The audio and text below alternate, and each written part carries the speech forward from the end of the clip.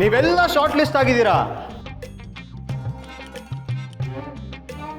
ಆದ್ರೆ ಯಾರು ಸೆಲೆಕ್ಟ್ ಆಗಿಲ್ಲ. ಇವತ್ತಿನ ನಿಮ್ ಪರ್ಫಾರ್ಮೆನ್ಸು ನಿಮ್ ಇಡೀ ಜೀವನಾನೇ ರೂಪಿಸುತ್ತೆ. ಚಪ್ಪಾಳೆ, ಬಿಸಿಲು, ಸ್ಟಾರ್ಡಮ್ಮು, ಅದಕ್ಕೂ ಮೇಲೆ ಬೆಳಿತೀರಾ.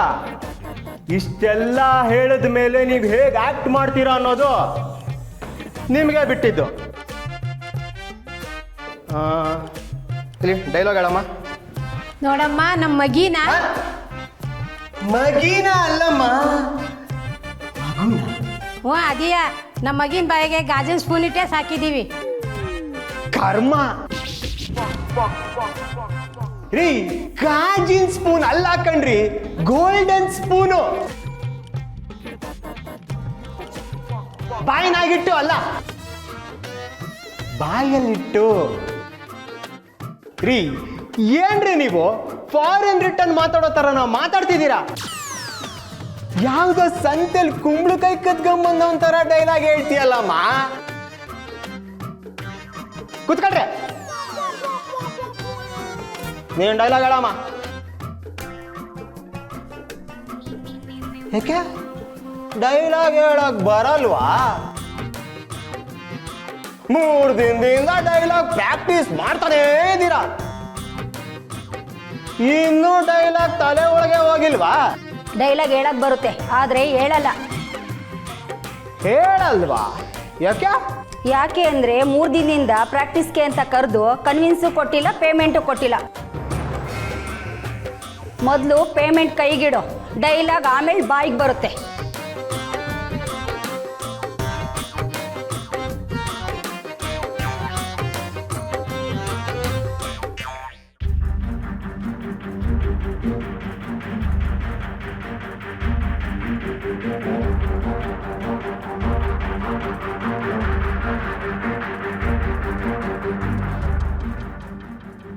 ಓ, 15 ವರ್ಷದ ಹಿಂದೆ ಇದ್ರಲ್ಲ, ಅವ್ರನ್ನ ಹುಡ್ಕೊಂಬಂದಿದ್ದೀರಾ?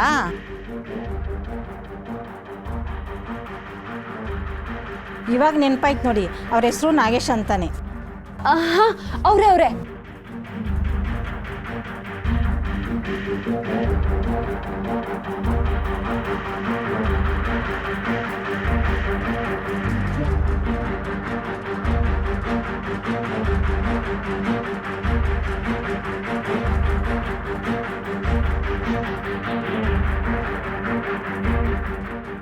ಈಗೆಲ್ಲಮ್ಮ ಇರ್ತಾರೆ, ಅವ್ರ ಮನೆ ಖಾಲಿ ಮಾಡಿದ್ಮೇಲೆ ನಾವು ಬಂದಿರೋದು.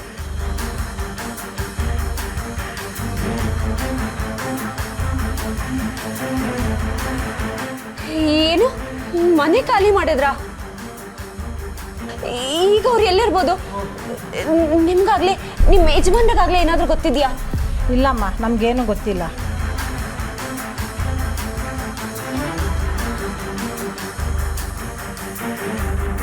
ಆದರೆ ಮನೆ ಖಾಲಿ ಮಾಡುವಾಗ ನಮ್ಮ ಸ್ವಂತ ಊರಿಗೆ ಹೋಗ್ತೀನಿ ಅಂತ ಹೇಳ್ತಿದ್ರು. ಅವ್ರ ಸ್ವಂತ ಊರು? ಅವ್ರ ಸ್ವಂತ ಊರು ಏನೋ ಹೇಳಿದ್ರು. ಚಿತ್ರದುರ್ಗ? ಚಿತ್ರದುರ್ಗಕ್ಕೆ ಹೋಗ್ತೀನಿ ಅಂತ ಹೇಳಿದ್ರು.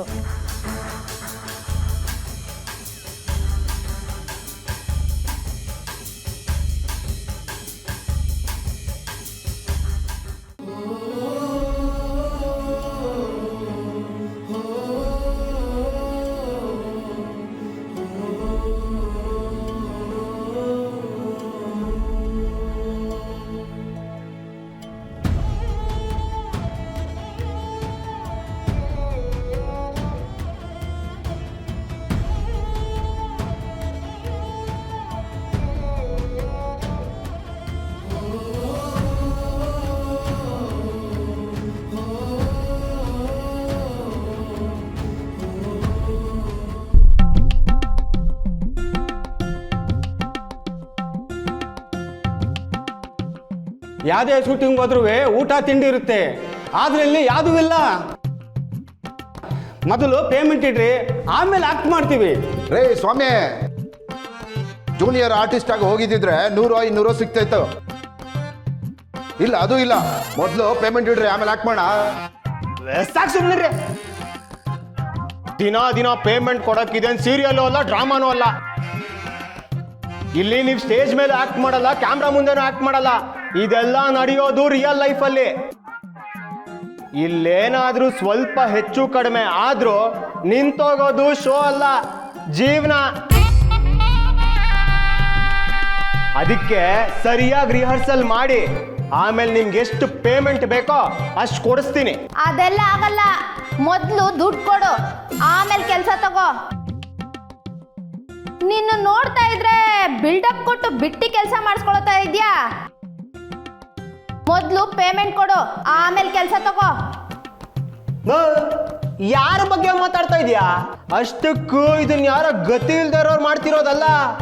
ಇದಕ್ಕೆ ಸ್ಪಾನ್ಸರ್ ಇದ್ದಾರೆ, ಅಲ್ಲ ಪ್ರೊಡ್ಯೂಸರ್ ಇದ್ದಾರೆ. ಈಗೇನ್ ನಿಮ್ ಪೇಮೆಂಟ್ ಅಷ್ಟೇ ತಾನೆ, ಚಿಟ್ಕೆ ಹೊಡಿಯೋ ಅಷ್ಟ್ರಲ್ಲಿ ರೆಡಿ ಮಾಡ್ತೀನಿ. ಚಿಟ್ಕೆ ಹೊಡಿತಾ ಇರಿ.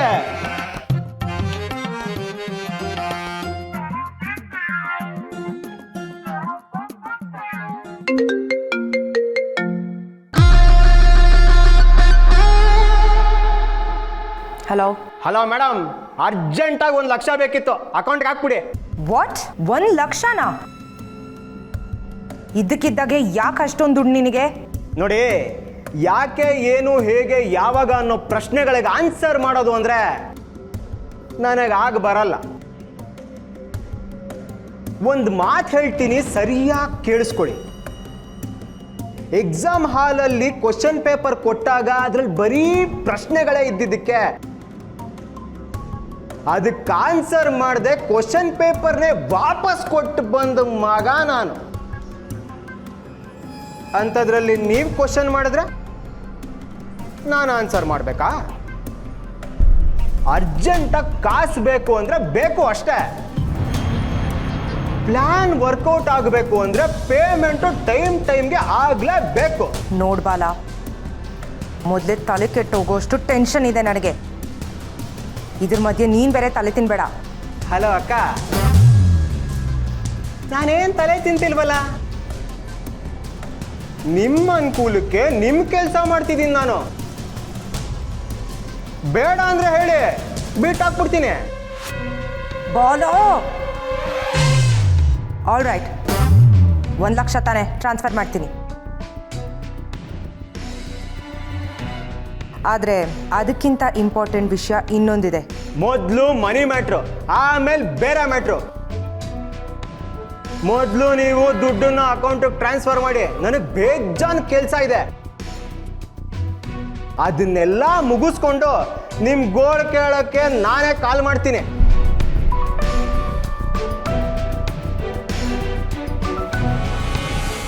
ಹರಸಿ ಆರತಿ